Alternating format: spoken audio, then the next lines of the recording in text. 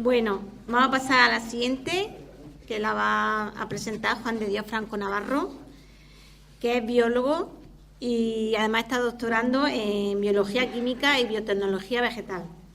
Y aparte de eso, es director general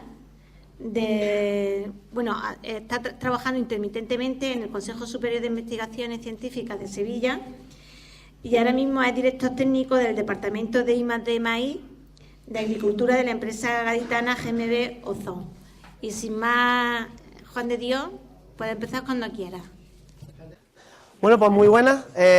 Como ya he dicho, muchas gracias por la presentación. Quiero dar las gracias a Agricultura Viva en Acción y, bueno, daros gracias a todos por venir a aguantarnos a nosotros, que estamos aquí soltando el rollo, pero con la mejor de las intenciones.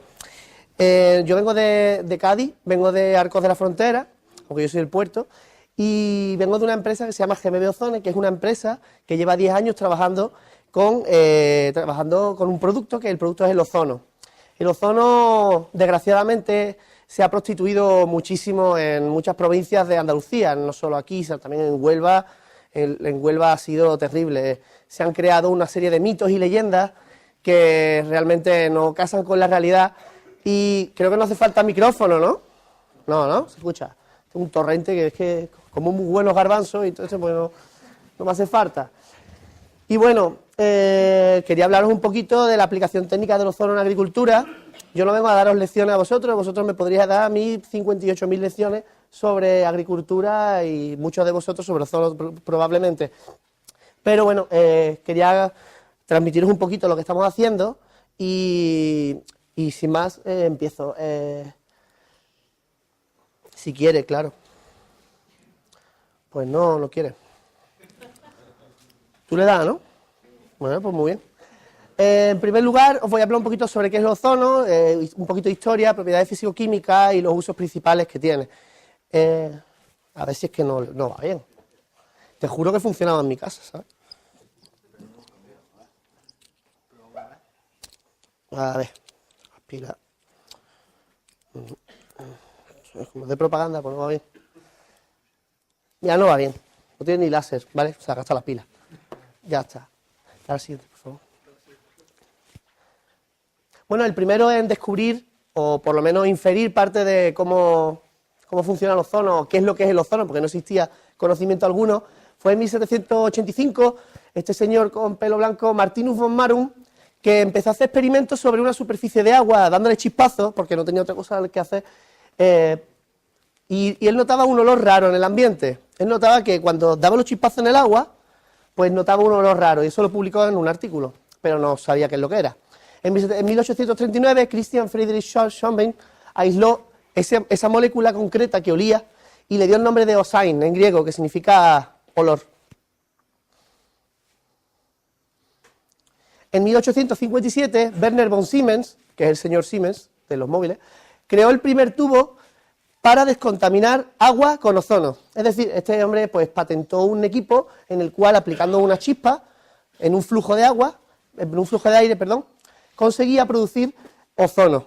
Eso lo burbujeaba en un tubo y conseguía eliminar en un tubo con agua y conseguía eliminar todas las bacterias y hongos que había en ese volumen de agua. Regular, ¿no? En 1865, Jacques-Louis Sauret caracterizó la molécula de ozono como O3. ¿Vale? En 1904, Nikola Tesla, ¿conocéis a Tesla? Sí, ¿no? Tío famoso. Nikola Tesla patenta el primer generador de ozono y fue el primero en ozonizar aceite de oliva. Y crea la compañía Tesla Ozone Corporation. El aceite de oliva ozonizado tiene unas propiedades antiinflamatorias y curativas impresionantes porque retiene la capacidad oxidativa del ozono en su molécula y no la suelta. Y se pueden hacer con ello cremas, se pueden hacer jabones, se pueden hacer un montón de cosas que son muy buenas. Y nosotros utilizamos esta tecnología para nuestros productos cosméticos, que es una división que tenemos. Como podéis ver, aquí tenemos la primera patente de un aparato para producir ozono, es decir, un generador de ozono, que lo creó este señor, Nikola Tesla, en 1896. Ya ha llovido desde entonces. Aquí tenéis la publicidad de la compañía. Y es que la relevancia del ozono en ciencia ha ido aumentando año tras año. En una búsqueda en PubMed sobre la palabra ozono y ozonización, en tan solo 45 años se ha multiplicado por 13 el número de publicaciones científicas anuales, pasando en 1971 de 80 publicaciones anuales a en 2016, 1020. No he metido 2017 porque todavía no tenía datos en ese momento, porque esta búsqueda la hice en diciembre. Y todavía faltaban unos días para terminar el año. Dale la siguiente. Fíjate cómo es la relevancia en ciencia, que en Cuba, que llevan investigando sobre el ozono muchos más años que aquí, porque en Cuba empezaron hace muchísimo tiempo, tienen un centro de investigaciones del ozono y un montón de publicaciones que avalan sus investigaciones. De hecho, hay una revista de la editorial Tandy que se llama Ozono e Investigación en Ingeniería, que bueno, en inglés, ¿no?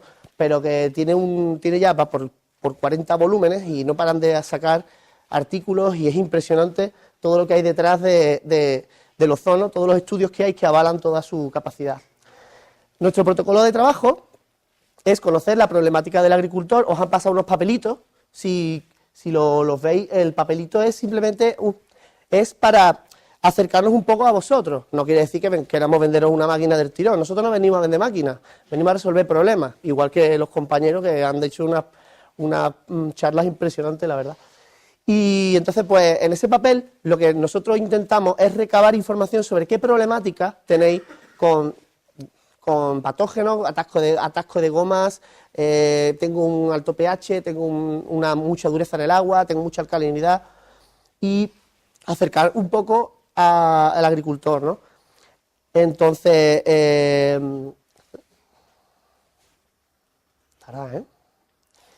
claro, ¿cuáles son las funciones del ozono? ¿Qué es lo que ofrece el ozono?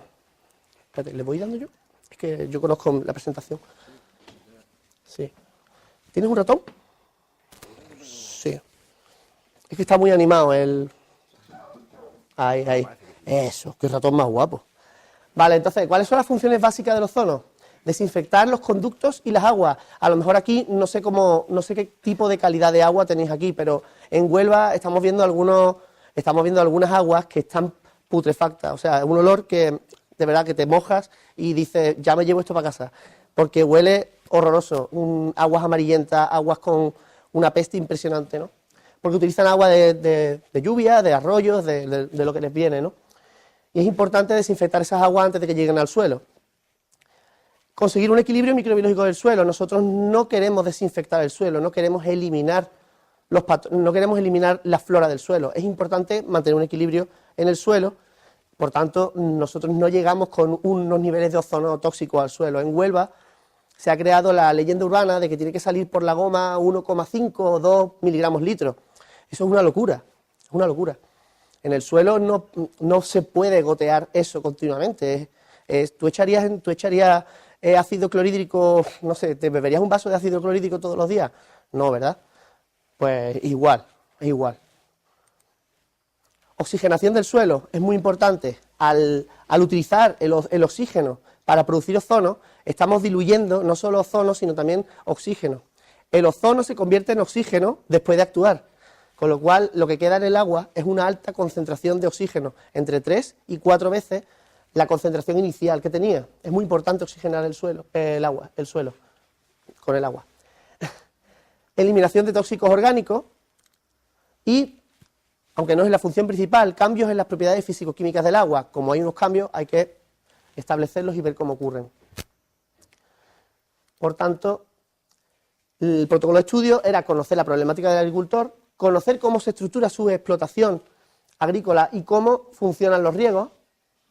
Por ejemplo, en este caso, en una explotación agrícola en Huelva, determinamos desde la sala de máquinas, determinamos las distancias que hay hasta cada sector de riego, cuáles son las electroválvulas, cuántos riegan cada electroválvula, cuántos litros, qué caudal tienen y cómo funciona el goteo. Todo esto es importante para poder establecer qué tipo de maquinaria hay que implementar en este sistema de riego.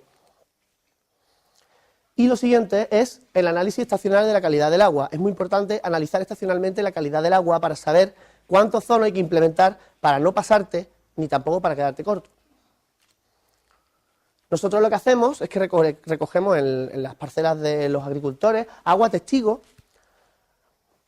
la dividimos en dos, una la guardamos y la otra la introducimos en un tubo que se parece al de Siemens, que lo que hacemos nosotros es burbujear ozono con unas condiciones durante un tiempo, para poder saber qué maquinaria necesitaría este agricultor para eliminar el 99% de los hongos y bacterias que vienen en el agua de riego, agua que no queremos que contamine el suelo, que no añada más, que se mantenga la flora que hay en el suelo y que no se le vaya añadiendo patógenos, algas, protozoos, etcétera. Con ello separamos en dos las aguas que hemos recolectado, testigo y agua ozonizada. En primer lugar, medimos los parámetros físico-químicos en ambas condiciones. Segundo, mandamos al Instituto de Recursos Naturales y Agrobiología de Sevilla, del CSIC, las muestras para contenidos iónicos, para ver el contenido iónico y para hacer el TOC, el carbono orgánico total.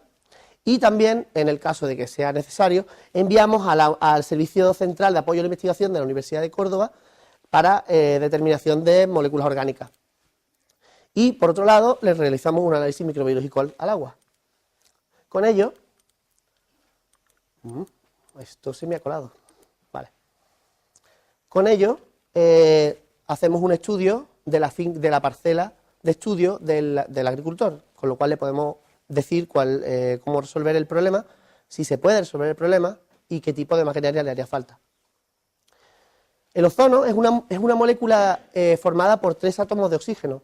Es una molécula con una resonancia que le confiere, por esta estructura de Lewis, cargas positivas y cargas negativas. Es una molécula muy reactiva, muy reactiva. Es una molécula dipolar que tiene un dipolo que le hace que sea muy reactiva y sea muy oxidante. Es un biocida altamente oxidante, de hecho es la cuarta molécula más oxidante de la naturaleza. La primera es el flúor.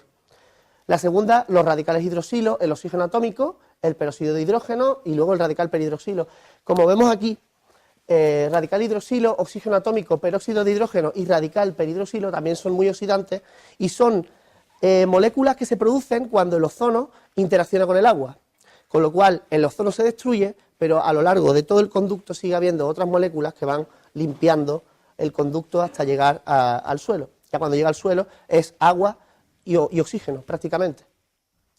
El flúor no se puede utilizar para desinfectar los suelos. ¿Por qué? Porque el flúor se acumula en la glándula pineal y la calcifica. Es peligroso y puede producir también enfermedades cancerígenas.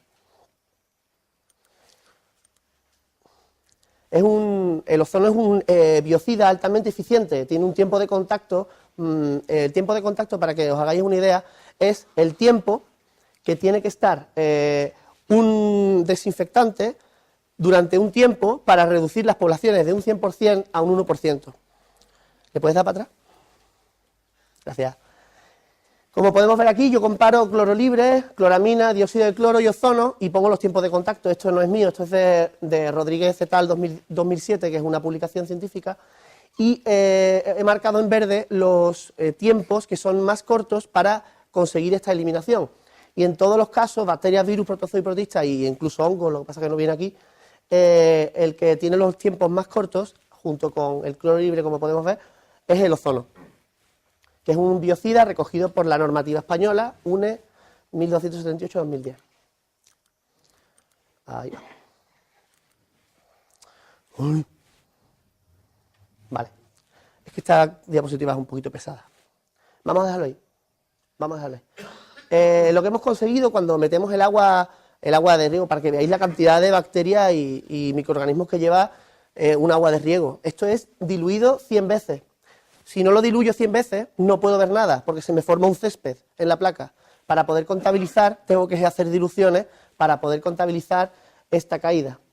Con una aplicación de ozono, no demasiado alta, conseguimos disminuir las poblaciones bacterianas desde unos niveles que pueden estar por encima de la legislación española para aguas de riego hasta niveles casi cero.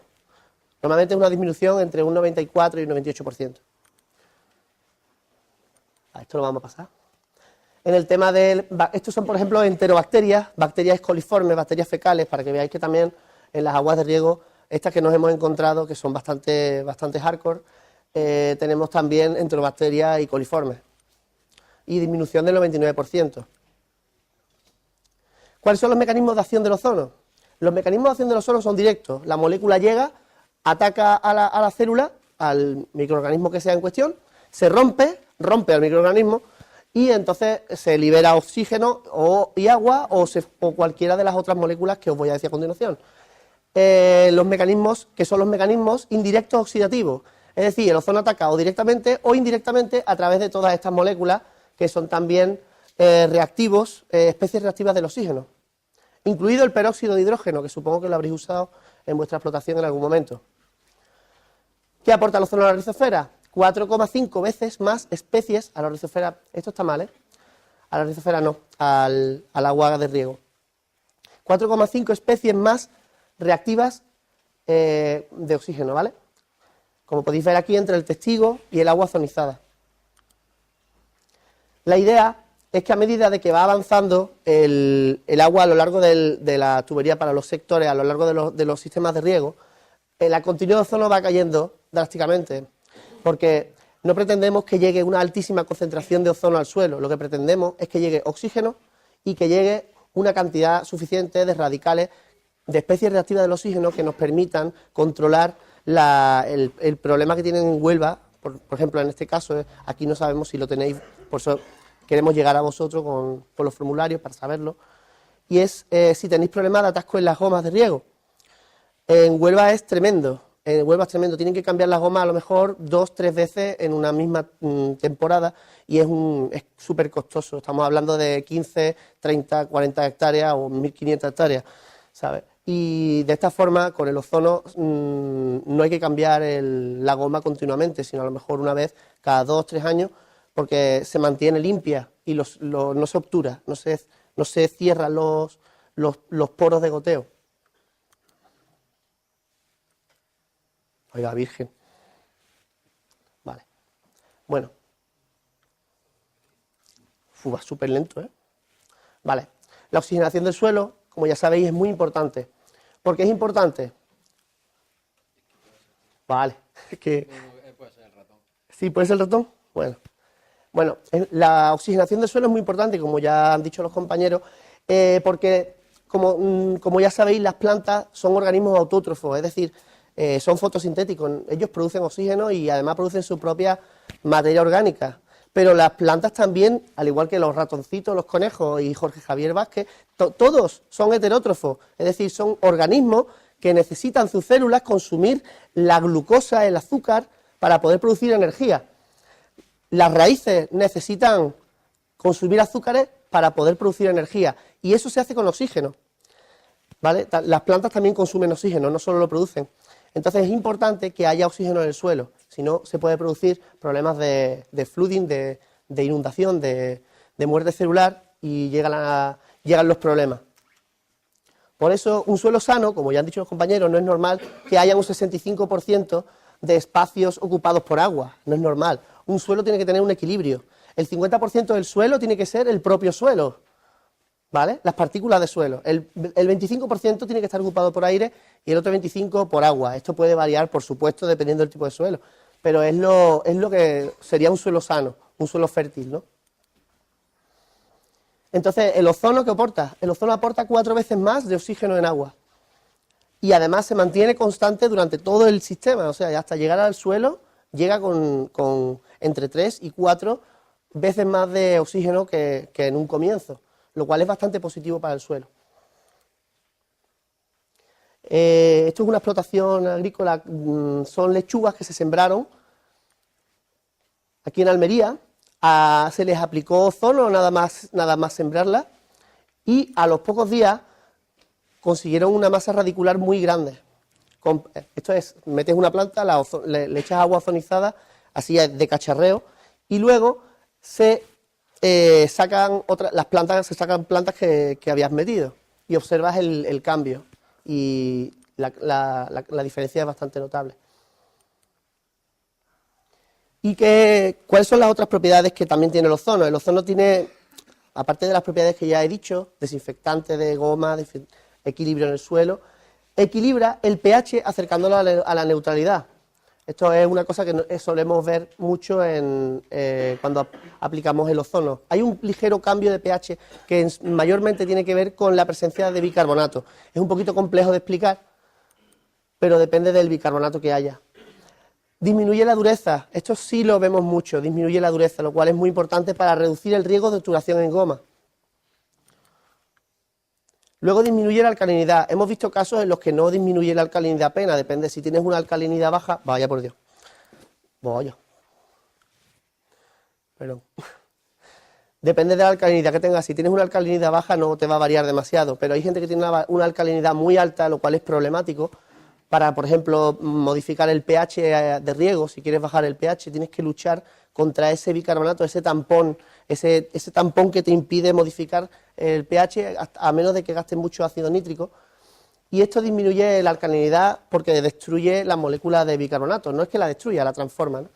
El bicarbonato lo convierte en CO2, que parte se queda disuelto en el agua y parte se evapora en forma de gas. El contenido de bicarbonato y el pH son factores principales y limitantes para el ozono. Cuanto más bicarbonato hay en el agua, más ozono hace falta para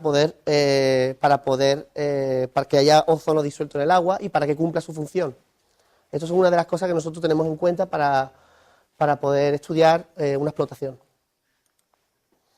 Luego hay una disminución de un 25% hasta un 25% de la conductividad eléctrica y una disminución de hasta un 35% en el contenido de solutos totales disueltos. Disminuye de esta forma el riesgo de salinización. No es una función principal del ozono, como ya estoy diciendo, son cosas que se observan. Hay ligeras disminuciones de hasta un 25%, de hasta un 35%.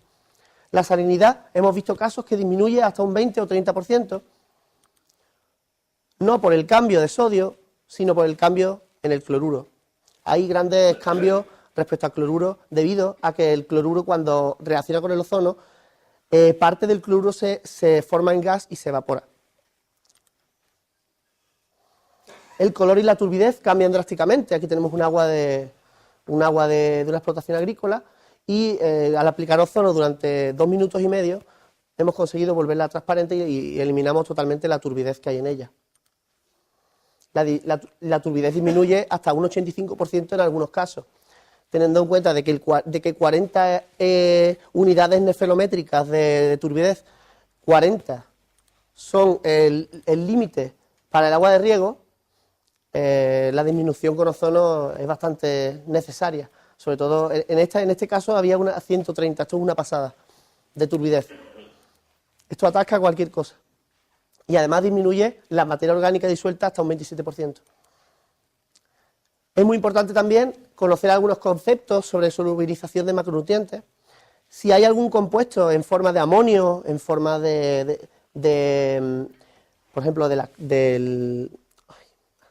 cloramina, lo convierte en nitrato. Todos los compuestos que tengan nitrógeno se oxidan hasta la forma más oxidada del nitrógeno, que es el nitrato. De la misma forma, se solubiliza el sulfato y el fosfato del agua.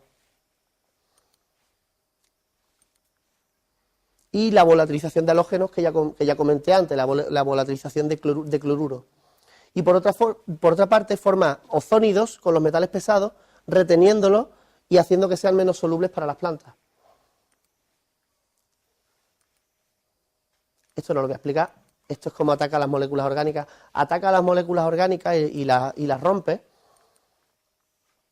Hay muchos estudios en los cuales no sé si habéis visto un capítulo de Crímenes Imperfectos. ¿Sabéis cuál es Crímenes Imperfectos?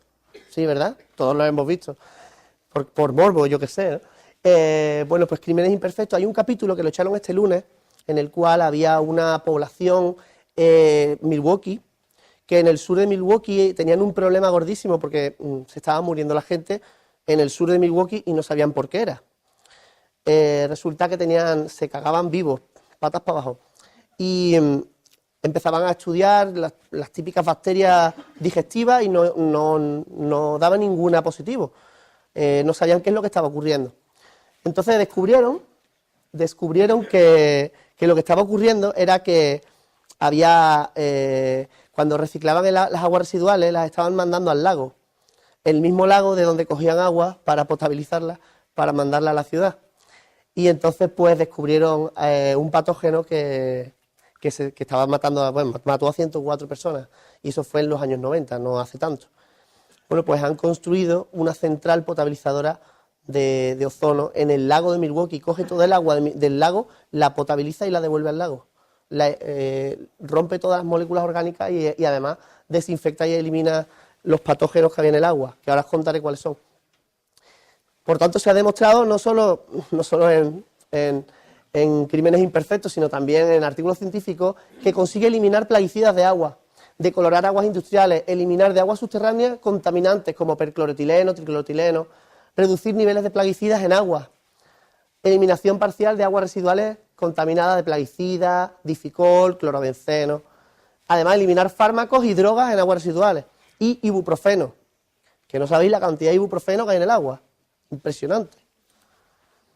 Por ejemplo, en Las Vegas hay un lago del cual toman el agua para poder suministrar agua potable a la ciudad. Han tenido que meter una maquinaria de ozono en Las Vegas para poder beber el agua. Imaginarse a toda la ciudad de Las Vegas que no duerme de noche, metiéndose de todo y yendo a los cuartos de baño, ese agua al final acaba en el lago. Cocaína, de todo. O sea, en la ciudad de la perversión, eso es locura total. Pues ese agua no la puedes beber. Tú le vas a dar un biberón a tu hijo, a tu hija, con cocaína, es que no es plan, ¿no? Entonces, metieron una maquinaria brutal que esto cuesta millones de dólares, porque esto es un bicharraco. Y consiguieron eliminar el 90% del agua ozonizada, el 90% del agua que beben en Las Vegas está ozonizada. Y si no fuera por ello, serían todos drogadictos desde nacimiento, sin saberlo. O sea, impresionante, vamos. Eso sí, dolor de cabeza ninguno, porque tiene ibuprofeno. Y entonces, pues os quería poner un documental. Os estaba hablando de crímenes imperfectos. Mira, ve los muchachos corriendo. Esto no me deja ponerlo para adelante. Chiquillo. ¿Esto cómo se pone sin la presentación esta rara que tú tienes? Normal. Bueno, mira, no te preocupes, vamos a abrirlo aquí.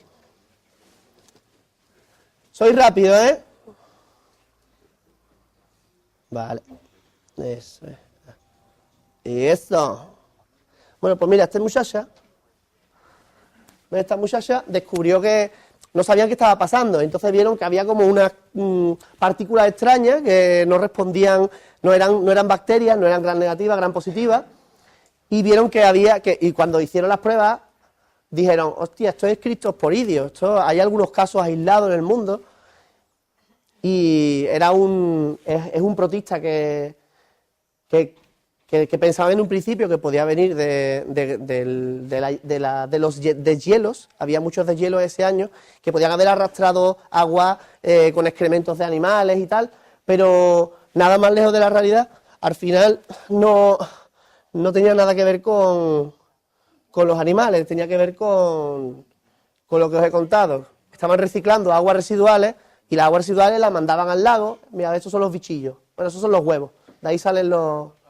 Y esto provocaba unas diarreas impresionantes. Vale. Y ahora nos vamos al 21, 40... Momentito, es que es un poquito complicado, ¿sabes? Nada, pues eran las aguas residuales que las limpian y las devuelven al lago, claro. Lo que no tienen en cuenta es la dinámica del movimiento del agua en los lagos, que en el norte van hacia abajo, ¿vale? Aquí está la planta de potabilizadora y aquí estaba la planta, esta es la planta potabilizadora de agua, de reciclado de aguas residuales, y esta es la planta que potabilizaba el agua. Y para adentro. Total que para poder solucionar este problema instalaron una máquina potentísima allí y ahora mismo ya pues no tienen problema, están solucionados. ¿Te queda mucho? Ya voy a terminar. Ah, vale. ¿Cuánto llevo? Lo prometido, no, mucho no. Vale. Perdona. Y... ¿Hay alguna pregunta? Me queda una, ¿eh? ¿Que no has terminado todavía? Juro que termino rápido. Ah, vale. Por mi madre, de verdad, ¿eh? Sí. Bueno, ya todos conocéis la balsa del sapo, ¿no? No os voy a contar de qué va. Yo me he hartado de leer para poder saber de qué va esto, porque yo, claro, para mí esto era como... Me dijeron, toma, agua de la balsa del sapo. Y yo, ¿esto qué es? Dice, tú analízala porque está fatal. Y yo, vale, espérate, me voy a leer la historia. Me leí la historia, un montón de artículos científicos, un montón de libros. La cabeza me está temblando ya de todo lo que me leí. Y la verdad es que la historia es súper interesante, cómo ocurrió todo esto y cómo se formaron las norias, impresionante. Mañana vamos a visitarla, la voy a descubrir. Es como cuando quieres conocer a un famoso, ¿sabes? Que dice, yo me encanta el disco de este nota, qué guapa la música. Estoy deseando conocerlo en persona. Pues yo estoy deseando ir a la balsa del sapo. Parece mentira, ¿eh? Qué poco salgo.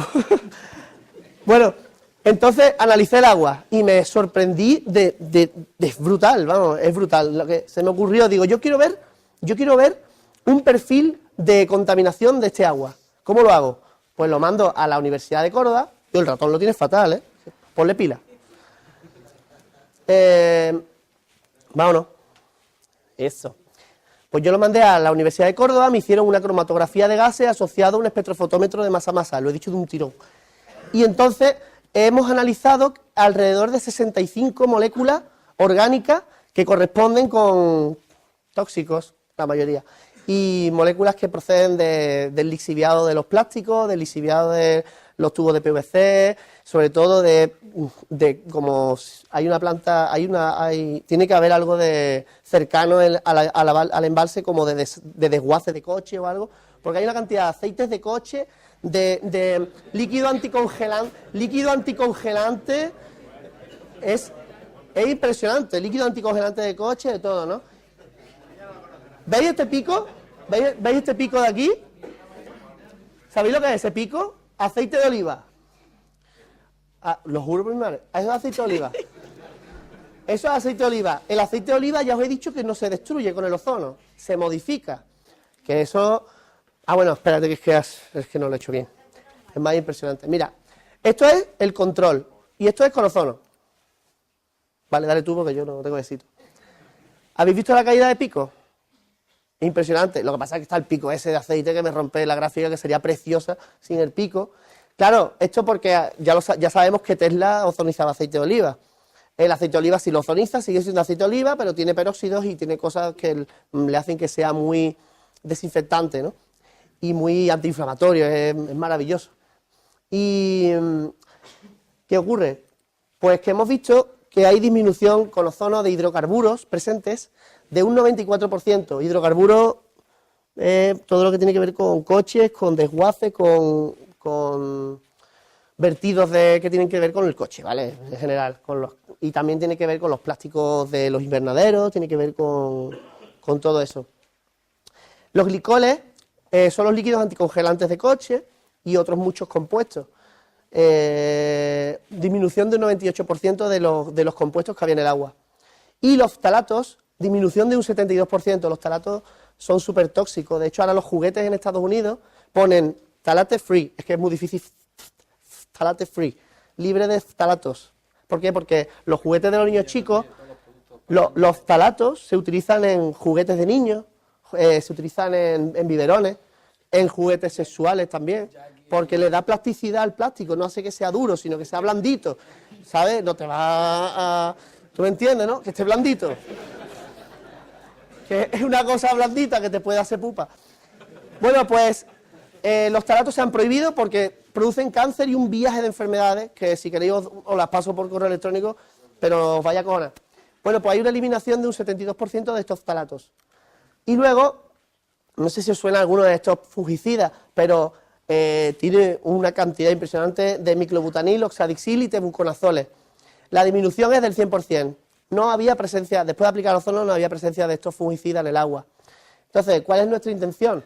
Llevamos este proyecto a la Junta de Andalucía. Aquí tenemos a la izquierda Jorge, que es el administrador de la empresa, y en medio Martín, que es el gerente de la empresa. Y a la derecha ese hombre guapísimo y formidable, que soy yo. Llevamos este proyecto a la Junta de Andalucía para defenderlo, porque evidentemente aquí hay un problema. Y entonces queríamos ofrecer una posibilidad que pudiera, junto con otras ideas, ¿no? Porque también hay mucha salinidad en ese lago, eliminar la sal y eliminar los tóxicos para que el agua pueda ser utilizada por vosotros, ¿no? Entonces, nosotros nos presentamos allí, dimos una charla a la consejera de Medio Ambiente y nos pusieron en contacto con una empresa que hay aquí que tiene la concesión del lago y que estamos en conversaciones para un prototipo en el cual vamos a intentar solucionar el problema. Así lo conseguimos, porque sería bastante bueno tener ese agua disponible y no tener una cosa ahí que es, bueno, que es muy bonita, pero que mola un montón porque tiene animalitos y cosas, pero que también... ¡Ay, yo me voy, perdona! Me está haciendo así... ¡Gracias!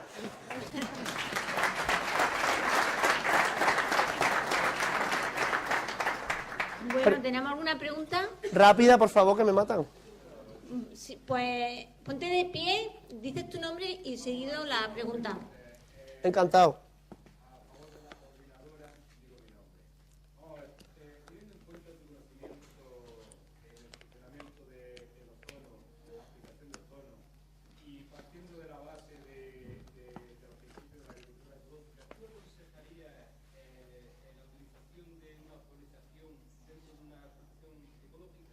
Sí. ¿Ya está? ¿Ya está? ¿Alguna pregunta más? Joder. A los políticos te darían un rodeo enorme, pero yo te he dicho sí directamente. ¿No quieres Bueno, rodeo, si no hay no? ninguna Vale. pregunta más, Juan de Dios, pues muchísimas gracias. Vale, bueno, antes de aplaudir, te voy a responder porque es que no puedo. El hecho de no utilizar demasiados fungicidas, pesticidas, plaguicidas, etcétera, para controlar un poquito lo que se le viene encima a las plantas, no solo aplicamos el ozono en riego en riego, ya está, vale, que me estoy rayando, en riego, sino también lo aplicamos de forma foliar, con sus precauciones, no queremos molestar a los bichitos, ¿sabes qué te digo? Pero, porque la cosa es buscar un protocolo en el cual tanto el ozono, que no es la panacea, no va a solucionar todos los problemas del universo, es una herramienta más, igual que el control biológico, que es una pedazo de herramienta, o igual que un buen control del suelo, como ha comentado este hombre, es que todos son herramientas, tenéis que utilizar todas las herramientas en su medida, no hay que ozonizar todos los días, mañana y tarde, tú te tomarías todos los días, no sé, 5 bocadillos de panceta, ¿no, verdad? Pues lo mismo, o sea... ¿No ha enfocado? Claro, ahí voy, el hecho de disminuir...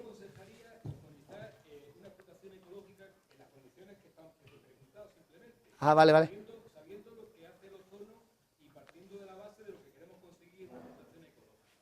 Vale, solamente. Claro, lo que pasa es que, bueno, pues ya está. Es que La excepción es la de iba a rematar, pero te lo cuento en persona, ¿vale? Venga, muchas gracias.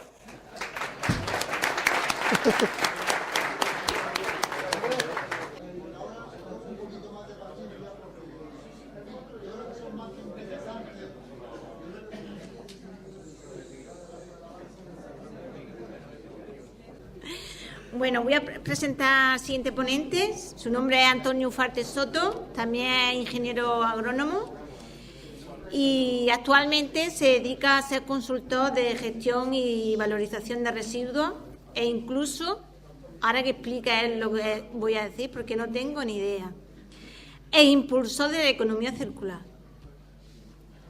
¿A que se ha quedado bien? Se ha quedado estupendamente. Bueno, Antonio, pues cuando quieras explica un poquito lo que significa la economía circular, así para los que no lo sabemos, y nada, que la gestión y la valoración de residuos la vamos a tener que hacer sí o sí, porque por una directiva de la Comunidad Económica Europea me parece que es obligatorio. Por varias. Así que lo atendemos muy concentradamente porque esto lo vamos a tener que hacer sí o sí, porque la directiva dice que quien produce los residuos tiene que pagar. Así que o lo gestionamos bien o nos supondrá un coste en nuestra producción. Así Adicional. que, Antonio, Adicional. adelante.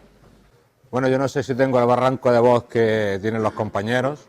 Espero que me escuchen todos. Y bueno, yo también quiero resumir un poco las ponencias. Pues yo decía que suelo y materia orgánica, que no lo veo. No sé por dónde anda. Ahora, Jan decía higiene y sanidad, ¿no? Sanidad vegetal. Y el compañero que al final puede desinfectar incluso la materia orgánica. Pues dentro de la economía circular y dentro de Ecogestiona, os comento que Ecogestiona nos constituimos como cooperativa, sobre todo por los principios que tiene, que es mutualista, cooperativa, a la hora de prestar los servicios y colectivos. Es un modelo de gestión de residuos agrarios, no específicamente los residuos vegetales, que serán residuos vegetales mientras se demuestre que son otra cosa, como restos, subproductos, o le pongamos el nombre que queramos ponerle. Y también se constituye para albergar un sistema de acreditación de calidad a la hora de gestionar los residuos. La presentación va estructurada en dos fases, una que habla de economía circular. De hecho, me he centrado en lo que se está cociendo a nivel autonómico por el tema de la bioeconomía, como núcleo de la economía circular, y otra parte, que es la segunda, que es lo que hace Ecogestiona. La Estrategia Andaluza de Bioeconomía, y puede ser el índice, tiene unas líneas para el cambio dentro de la economía circular. En primer lugar, lo que cabe es promover la generación y disponibilidad de recursos biomásicos. Yo creo que serían recursos biológicos, si vamos a conservarlos. Los procesos industriales para su transformación, veremos uno en concreto, y promover el mercado para los bioproductos. Nosotros nos vamos a quedar en el producto que generamos de nuestro proceso industrial. Por otro lado, lo que trata es de reforzar las políticas de apoyo y financiación, subvención, dinero, ayuda, que no lo paguen todo, pero que paguen una parte. Y por otro lado, facilitar la cooperación, coordinación, sobre todo entre la parte política, la parte pública y la parte privada. Y otra parte, que es el tema de la infraestructura para hacer ese tipo de gestión, e impulsarlo en sistemas de investigación, y yo me quedo con la F de formación. Vamos a investigar todo lo que podamos, pero vamos a formar en todo lo que se averigüe y que verdaderamente sea interesante. Y por último, pues la comunicación en materia de bioeconomía. Dentro de la estrategia de bioeconomía hace un análisis de la producción de biomasa. De hecho, le he preguntado a Jan qué se trata ese parón biológico, porque esta es una gráfica conocida, la diversidad que tenemos a la hora de producir los restos de cosecha, si en fresco, si en seco, y si le enseñamos la temporalidad, pues colapso total. Si queremos hacer un parón biológico, yo entiendo que ese 61% se va a concentrar mucho más. Por tanto, los colapsos van a ser mayores. Dentro de la bioeconomía también habla de las rutas de producción y consumo. La ruta es bastante compleja, es para perderse. Pero sí tenemos, por un lado, lo que es el sector agrario, y lo que se pretende ir al sector agrario y volver al sector agrario. Economía circular. Y cuanto más cerrado ese círculo, mucho mejor, más eficiente. Hablamos de la biomasa dentro del proceso, hablamos de recursos biológicos. El compostaje lo pongo porque no está. Y buscamos compost, materia orgánica. Estamos ociosos por materia orgánica, no hay materia orgánica. Pues si la tenemos, vamos a aprovecharla y vamos a utilizarla. Dentro de la estrategia también habla de la ley agroganadera y de la ley JICA. La ley JICA es la que instrumenta cualquier tipo de instalación que pretenda hacer una gestión de residuos. Y la ley, que está en borrador, habla en su artículo 55 de residuos, de restos, de subproductos, y señala que va a fomentar la optimización de la gestión, haciendo o apoyando las inversiones para instalaciones individuales y colectivas. Y habla que van a tener una atención preferente, cuando se hable de valorización, por el compostaje. Por otro lado, la ley JICA, la que instrumenta los procesos, se puede hacer autocompostaje y para eso un instrumento, que es la calificación ambiental por declaración responsable. En este caso, en este municipio, tiene un modelo estandarizado, que es rápido, lo pides, se te concede y te puedes poner a trabajar. No te mueres en el tiempo a ver dónde tienes que poner la planta y cuántas huertas tienes que dar. Y ese tipo de compostaje es compostaje para el autoconsumo. Y de hecho tiene que ser de la misma explotación y hacer la instalación en la misma explotación. Luego hay otro instrumento un poquito más rígido, que es la calificación ambiental para gestión de residuos sin tratamiento. La autorización ambiental unificada, que ya estamos hablando de plazos de 6 y 8 meses, documentación, exposiciones públicas y demás, que es para la valorización de residuos agroindustriales y para el caso que vamos a ver es la que mejor se adaptaría. Y luego la autorización ambiental integrada, que es el más rígido, que son para las grandes instalaciones que hacen valorización de mayores de 75 toneladas día. Hablamos siempre del material vegetal residual.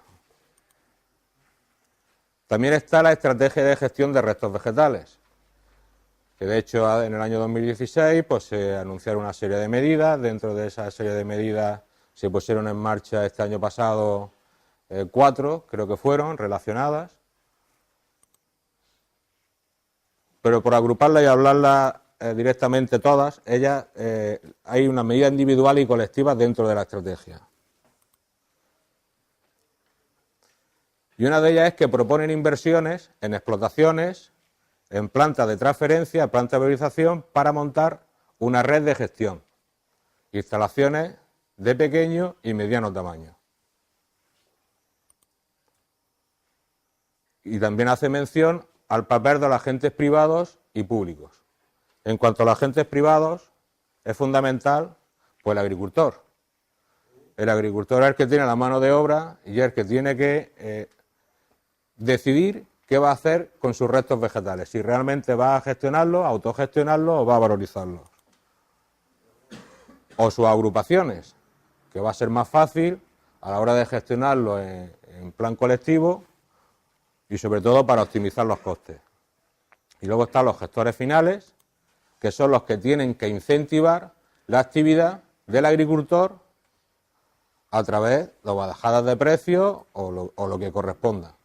Pero los gestores finales son los que tienen que incentivar al agricultor las actuaciones que haga el agricultor en sus propias fincas.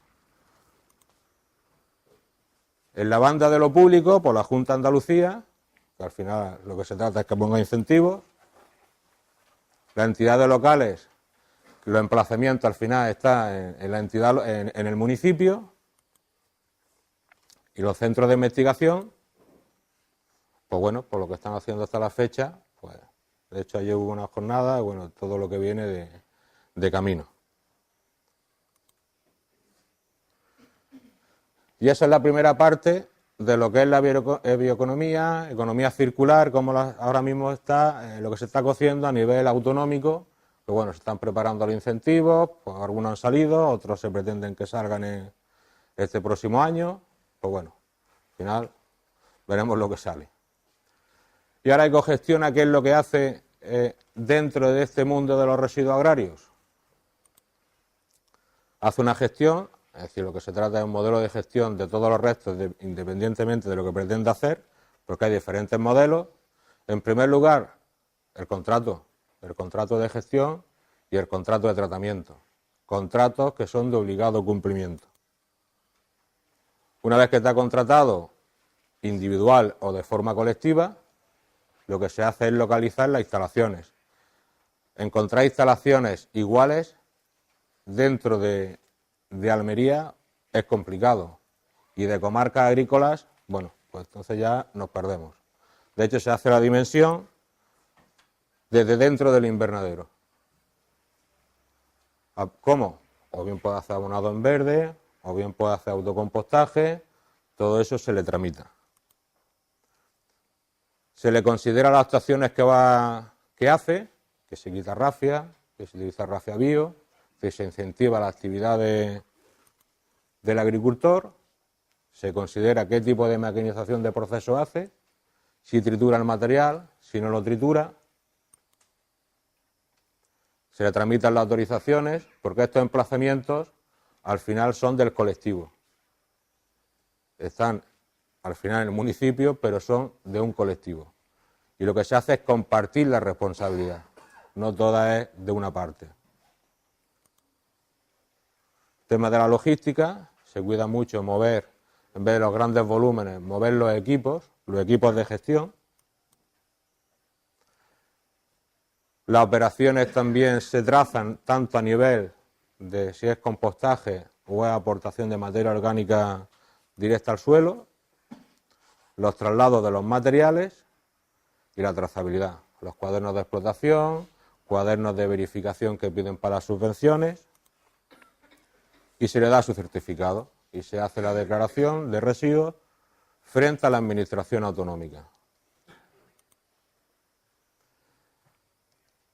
El hecho de que se analice el proceso de compostaje no es para poner en duda los parámetros. Una de las limitaciones que hay a la hora de autogestionar son dos principalmente, o el espacio o el tiempo. Y de hecho traigo la gráfica por ver un poco, cuando estamos hablando de espacio, sobre todo de tiempo, cuánto solemos tardar. Hay ejemplos en el transcurso de un proceso natural, que puede ser las plantas pequeñas, individuales, que se le hace poco tratamiento. Suele durar bastante. Pero al final es un proceso natural. ¿Qué escala es esto? ¿Son días? ¿Cuántos días? Semanas. Luego, si entramos en una escala industrial, ese tiempo lo podemos ir acortando en función de lo que se va haciendo. Proceso natural suele, en proceso industrial, unas 12 semanas. Tiene un proceso intenso las 4 primeras semanas, que es donde están los riesgos. Se suele dar una aireación con un volteo por semana.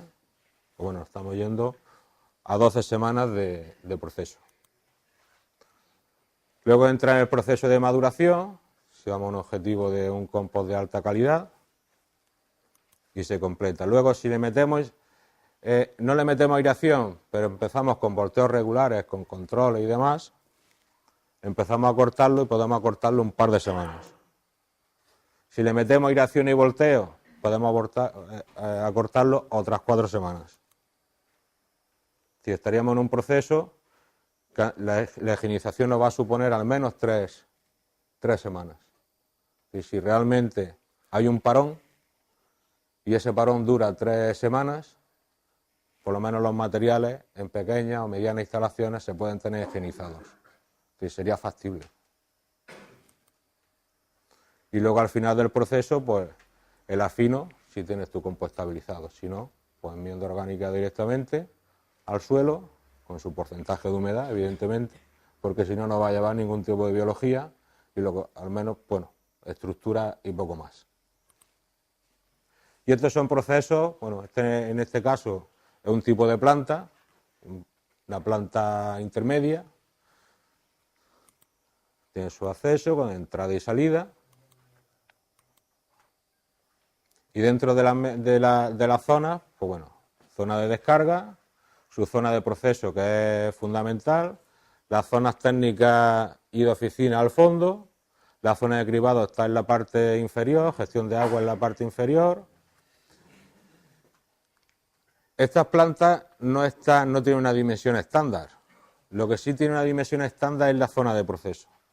Es decir, lo que se hace es condicionar la dimensión a la producción de residuos que se va a hacer. Y esta sería la zona de proceso. Lo que se montan son 8 pilas, la gruesa que está a la derecha sería la de maduración, y lo que se hacen son pilas de unos 100 metros, y todo dependerá de qué tipo de espacios tenemos o podemos disponer. Pero siempre buscando el punto de optimización, que serían 100 metros de pila y unas 8 cargas. Sería la carga en el lado izquierdo, se haría la mezcla, se montaría la matriz, como decía Goyo, agua, aire y la biomasa. Hacer la mezcla, empieza a higienizar y empieza a hacer la maduración. Los beneficios que se pretenden con una gestión colectiva, para al final hacer la trazabilidad y la transferencia con los documentos que ahora mismo son vigentes, no hay que inventarse ninguno, pues de hecho son de obligado cumplimiento. La cooperación por uso colectivo del equipamiento. A veces hay máquinas de mucho importe que no se pueden adquirir hasta que no tenga un colectivo interesante para rentabilizarlas. Las instalaciones serían instalaciones para propietarios muy en particular. La obtención del producto certificado es porque se certifica tanto proceso como el producto. Y la optimización de costes de producción, si comparamos una gestión correcta de todo el residuo conforme a este modelo, estaríamos en torno del 30% de ahorro de costes. Y bueno, yo creo que lo cumplí, ¿no, Caridad? Uf, y ha sido rápido. súper bien, súper bien. ¿Hay alguna pregunta? Bueno. ¿Alguna pregunta? Yo quería preguntar. Espera, perdona.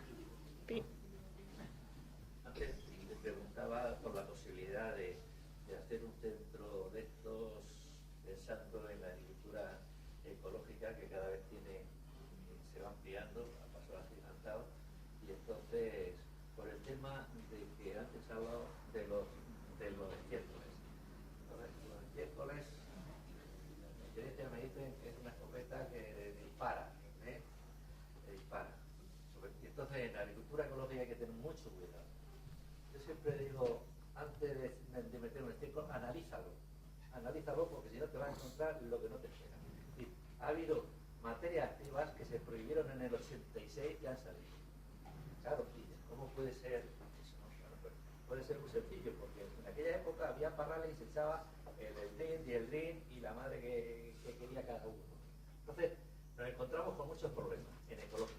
Entonces, lo que te preguntaba era la posibilidad de, o bien por ayuntamientos, o bien por agricultores que quieran que creen ecológico, hacer esos centros para sus propios residuos, gestionarlos, compostarlos, que los puedan volver a utilizar. Eso sería muy caro para un grupo de agricultores o de hectáreas, de 10 hectáreas, 20 hectáreas, 30 hectáreas.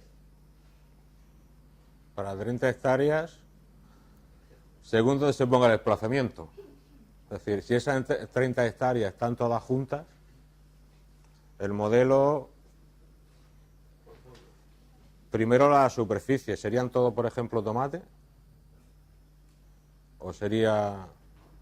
Hay zonas que a lo mejor en Níjar puede ser tomate, si nos vamos a Carchuna pues sería casi todo pepino. En otras zonas... Es que los dimensionamientos no son iguales. El hecho de dimensionar una planta, no hay un estándar, no una planta a la carta. ¿Dónde está el terreno? ¿Qué tipo de residuo nos va a llegar? ¿Cuándo nos va a llegar? ¿Cómo nos va a llegar? Y sobre todo porque estas plantas son modelos de plantas eco. En otros países funcionan con ese modelo, para plantas eco, de ecológico. Yo pienso en ecológico, como en convencional, en el sentido de que y normalmente pues hay zonas donde se suele sembrar casi el mismo cultivo y en las mismas fechas, y se suele quitar también en las mismas fechas. Entonces, juntar a lo mejor 15, 20 hectáreas de ecológico de pepino en un sitio o de tomate en otro, podría ser pues, perfectamente factible, tanto bajo invernadero como en zonas del interior, que son cultivos al aire libre, o bajo malla antigranizo, que también hay cada vez pues, agricultores por ahí que hacen esa agricultura, y normalmente es casi un monocultivo. Y de hecho realiza solo una carga. Ese es el problema, que al final, si viene la temporalidad y al final los ciclos son cada vez más largos, lo que tienes que dimensionar la planta para todo en una sola carga. En 15 días estábamos hablando. Si estas plantas tendrán que ir en esa línea. A la hora de dimensionarlas, pero primero es fundamental saber dónde están ubicadas, porque de hecho no todos los ayuntamientos tienen el mismo trámite. Es decir, digamos que el más ágil sería el ayuntamiento de Ejido, pero en otros ayuntamientos se dificulta el trámite. Y eso condiciona muchas cosas, bastante. ¿Tu pregunta?